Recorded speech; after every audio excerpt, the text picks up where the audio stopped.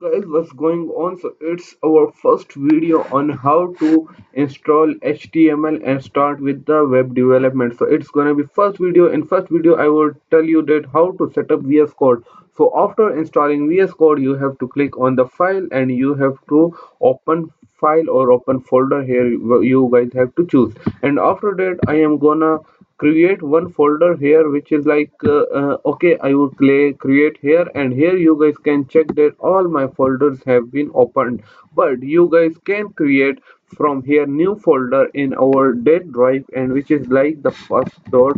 Okay, I will create the first folder, and within the first folder you have to create your first HTML file, which is .index.html, and from here you guys can check your, you guys can start your web development course.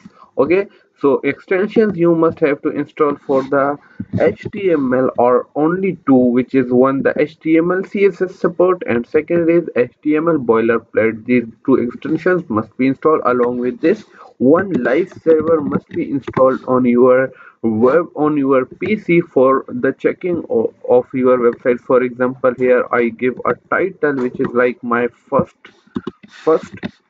HTML, and from here body, in the body I did one heading which is like my first web page, my first web page of website. Okay, so from here you guys can check that it, after clicking here you guys can check what you are creating. Okay, so you guys can check it's my first website web page, and it's showing reflecting on the live server. So that's how you guys can set up your VS Code. You guys can also create new file from here, and if you want to make any one file, so just open file and you guys can check any file you want to open. For example, I want to open web development and HTML foundation, so I will open it, and after clicking HTML this file, you guys can open any pre-built HTML. Okay,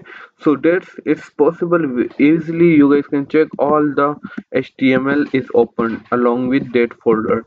So you guys can, that's how set your VS Code for the HTML. Thank you for watching this video. Make sure you subscribe for the latest HTML videos.